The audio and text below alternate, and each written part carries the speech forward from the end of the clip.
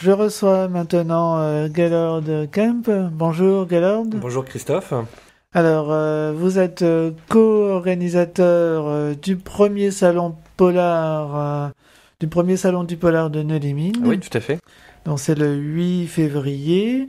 Comment est né ce projet de salon ? Alors, ce projet de salon, c'est parti tout simplement d'une discussion avec une amie qui fait partie de la municipalité. Je lui ai tout simplement évoqué l'idée que ce serait sympathique d'avoir un salon du livre sur Nœux-les-Mines. Et puis quelques jours après, on me demandait de me rencontrer. Donc ça s'est fait comme ça. Et puis l'idée du polar, tout simplement, de manière certainement un peu orgueilleuse, puisque c'est ce que j'aime. Et donc c'est aussi un genre qui ramène pas mal de monde. Il y a beaucoup de lecteurs dans la région. Donc voilà.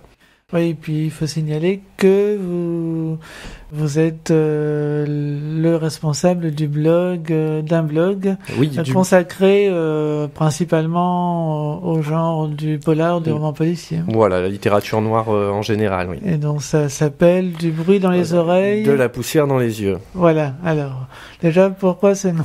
Alors pourquoi ce nom ? Faut dire qu'à la base, le blog, je pensais qu'il serait lu par très peu de gens, peut-être même uniquement par moi. C'était un besoin d'écrire. Avant tout, d'exprimer mes avis sur mes lectures, mais aussi sur les musiques que j'écoutais. Donc à la base, c'était ça. Le blog devait se composer à moitié, en fait, une fois sur deux, une chronique musicale et une chronique littéraire. Et puis, en fin de compte, ça a basculé sur uniquement le littéraire très très rapidement, parce que c'est là où il y avait le plus d'échanges et où je prenais le plus de plaisir à écrire, tout simplement, parce qu'avant tout, ce blog, c'est une histoire de plaisir, de se faire plaisir et de partager ça avec les autres. Et que trouve-t-on exactement sur le blog ? Alors aujourd'hui, on a des chroniques en général, aussi des interviews. Des interviews d'auteurs, autant des auteurs régionaux que des auteurs nationaux. Et puis il y a des événements particuliers qui peuvent être mis en place, comme des semaines spéciales. Donc une semaine complète consacrée à un auteur. Donc la dernière en date, c'était Alexandra Varin. Donc là, pour le coup, c'est pas du tout du polar, mais il y a une ouverture quand même qui se fait vers d'autres littératures. Un peu du tout sectaire sur le blog. Il y a eu aussi Fabio Micheli. Une des dernières interviews, c'était Fabio Micheli. Voilà, régulièrement, il y a une interview. Qui sera au salon du polar, on va en reparler. Tout à fait. Alors, le nom du salon, les Mines Noires, c'est bien sûr un clin d'œil au territoire dans lequel il s'inscrit. Ah oui, tout à fait. C'était pour marquer. Il fallait un nom représentatif. Le salon se passe salle Georges Brassens, donc juste en face d'un terri qui a été aménagé. Et donc, ça correspond parfaitement au style littéraire et puis au lieu où vont se passer les festivités. Vous êtes co-organisateur, donc c'est avec l'Office municipal de la culture de Nœux-les-Mines. Exactement, oui.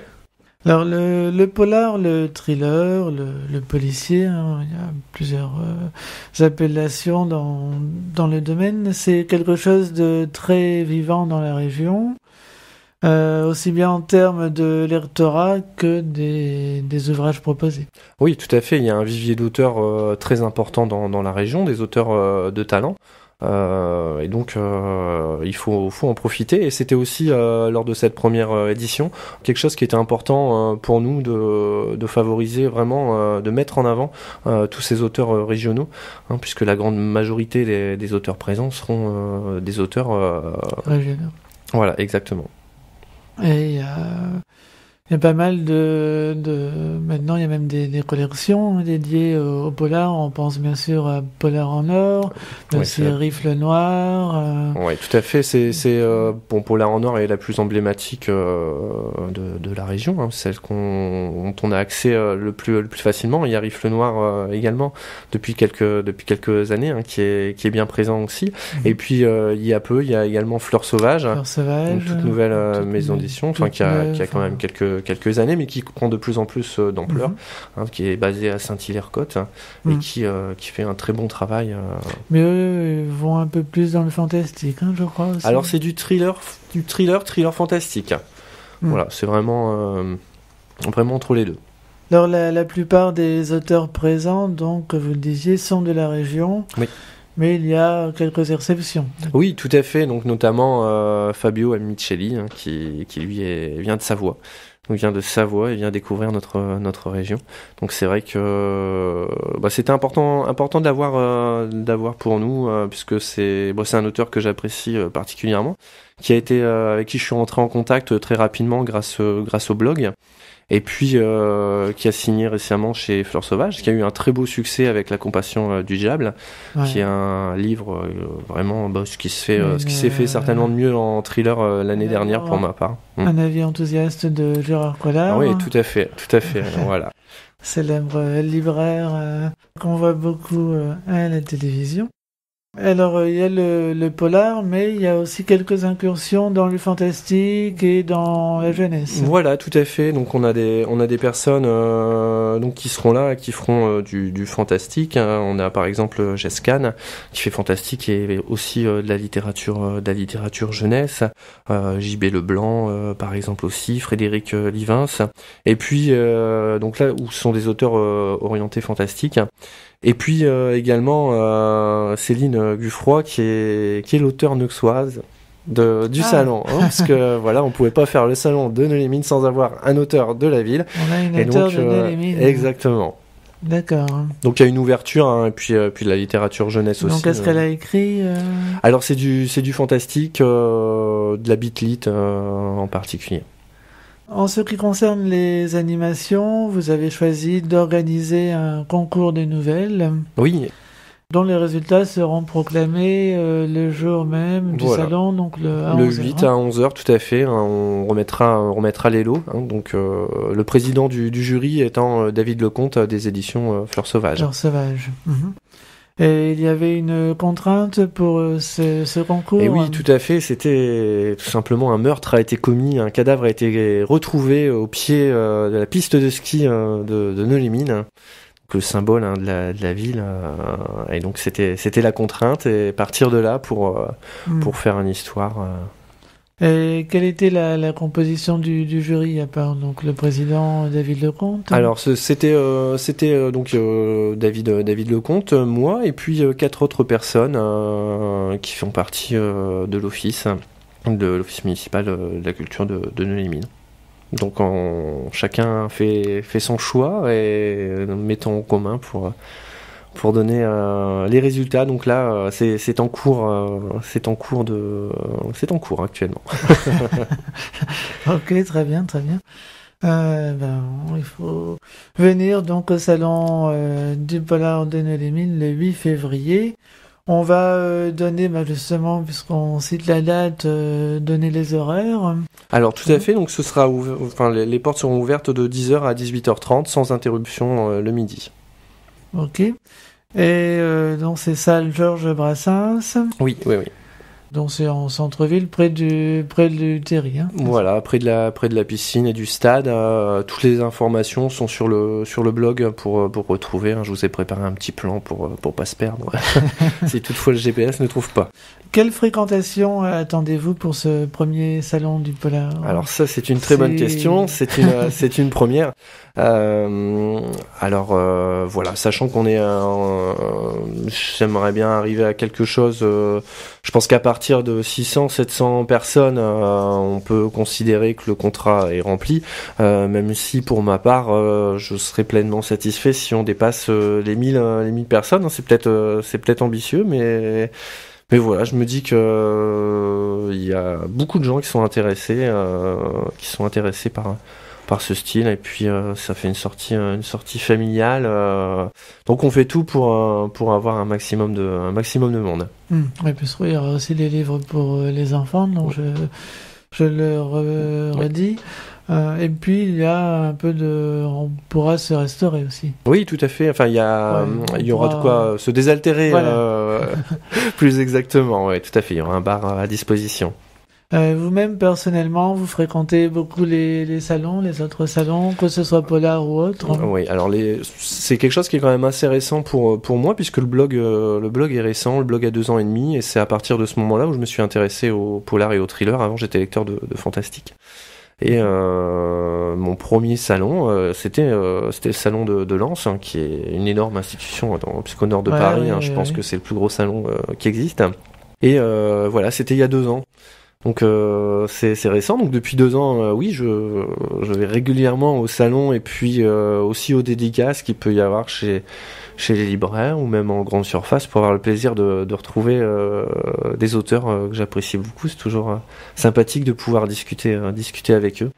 Alors, on va rappeler, on va dire plutôt le site internet où on peut trouver toutes les informations sur le salon. Eh bien oui, tout à fait. Le site internet, c'est simple, c'est mon blog. Donc, du bruit dans les oreilles, de la poussière dans les yeux. Voilà, je ne sais pas si les auditeurs vont pouvoir retenir tout ça. Du bruit dans les oreilles, on tape du bruit dans les oreilles dans un moteur de recherche. Tirer de la poussière dans les yeux. Ouais, on devrait retrouver assez facilement. Ce salon du polar de Neulémine, ça devrait. Au salon du polar de Neulémine. Voilà. Et il y a une page Facebook aussi consacrée au salon. Oui, tout à fait. Donc, suffit de taper pareil la même chose, salon du polar de Neulémine, et vous trouverez la page Facebook où il y a les liens justement vers le blog pour toutes les infos. Ce salon du polar, c'est aussi le jour de la sortie d'un recueil de nouvelles. Un recueil de nouvelles qui vous tient à cœur et dont les bénéfices seront reversés à une association qui lutte contre la sclérose en plaques. Donc le titre de ce recueil, c'est Silencieuse et perfide. Donc silencieuse et perfide, pourquoi parce que c'est ce qu'est la maladie. C'est une maladie qui se voit pas forcément. Faut savoir qu'il y a 80 000 personnes en France qui sont atteintes de sclérose en plaques, que on n'en parle pas assez, et que les malades souffrent beaucoup de ce manque de reconnaissance. La maladie se voit pas.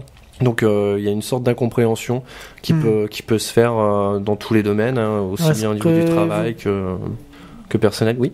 Est-ce que vous pouvez expliquer en quelques mots ce qu'est la sclérose en plaques? Alors la sclérose en plaques, c'est une infection du système immunitaire, donc du système nerveux central, donc qui fait que généralement ça se traduit par des troubles optiques. Ça agit par poussée. C'est généralement la première poussée qui est une diplopie oculaire, c'est-à-dire que le muscle de l'œil ne fonctionne plus.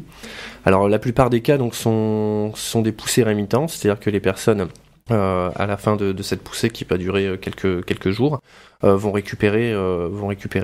Mais il faut savoir qu'à la longue, il y a des séquelles qui peuvent rester, et des difficultés notamment motrices pour se déplacer.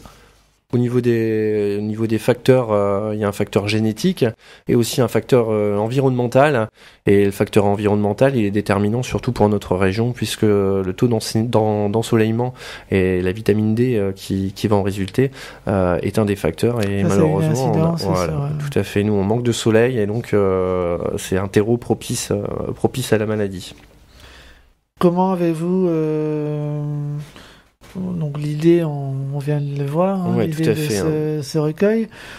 Comment vous avez fait concrètement? Vous avez contacté un éditeur, des écrivains que vous connaissiez? Alors ça s'est fait de manière, c'est un peu toujours de la même manière, d'une manière spontanée. C'est quelque chose que j'avais en tête à la fin de l'année 2013. J'avais cette idée un peu folle de réunir des auteurs qui céderaient leurs droits d'auteur et qui parleraient de la sclérose en plaques dans chacune de leurs nouvelles. C'était un projet que j'avais, je pensais pas forcément réalisable, et puis en décembre 2013, j'ai été voir David Lecomte en dédicace, en séance de dédicace. Le directeur des éditions Fleurs Sauvages. Qui est auteur également. Et qui quand je lui ai exposé le projet, juste pour en parler à quelqu'un du métier, en fait, pour qu'il me dise ce qu'il en pensait, il m'a dit directement, je suis OK en tant qu'éditeur et en tant qu'auteur. Donc c'est parti de là. J'avais encore aucun nom à lui proposer, et c'est sa confiance qui a fait qu'après j'ai contacté l'ensemble des autres auteurs. Pour le choix, ça s'est fait des auteurs que j'appréciais particulièrement. David a également participé participer au contact des auteurs, donc pour faire cette anthologie. Donc où, je le rappelle, chaque histoire, chaque nouvelle traite de la sclérose en plaques. Donc c'était un cahier des charges un peu difficile.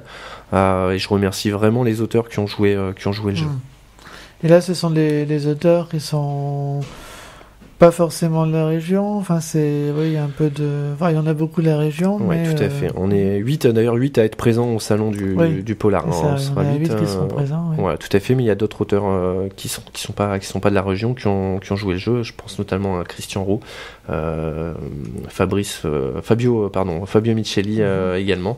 On va les citer, ils sont 14. Tout à fait. Donc il y a Bertrand B, Bénédicte Boulet, Gilles Caillot, Frédéric Coudron, Pierre Gollon, Jess Kahn, vous-même, Gerhard Kemp, David Lecomte, Stéphane Marchand, Fabio Micheli, Michael Maslonka, qu'on ne présente plus ici, Christian Roth, Samuel Sutra et Patrick Vast de Béthune.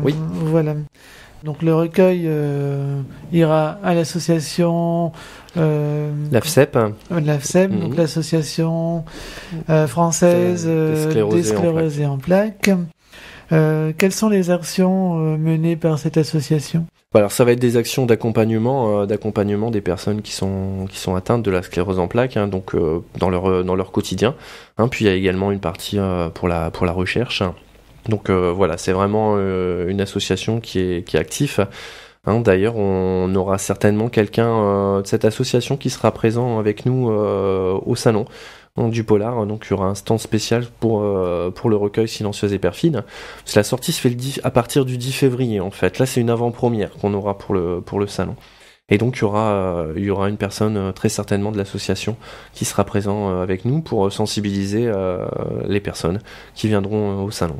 Donc on rappelle le titre, c'est Silencieuse et perfide, publié aux éditions Fleurs Sauvages, et donc tous les bénéfices iront à l'AFCEP pour lutter contre la sclérose en plaques. Voilà. Quelque chose à ajouter pour clore cet entretien ?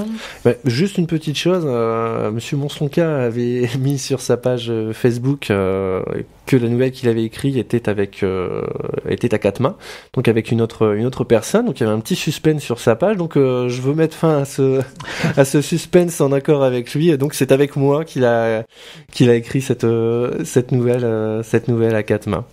Très bien. On va juste rappeler aussi les horaires. Enfin, la date, c'est le 8 février. 8 février, oui. Et donc de 10h à 18h38. Oui, c'est pour les lève-tôt, ça. Oui, ça. De 10h à 18h30. Exactement. Donc, salle Georges Brassens. Voilà. Donc, on peut retrouver les infos sur Du bruit dans les oreilles, le blog, et sur la page Facebook, le salon du livre, le salon du polar de Nœux-les-Mines. Voilà. Très bien, merci beaucoup. Merci à vous.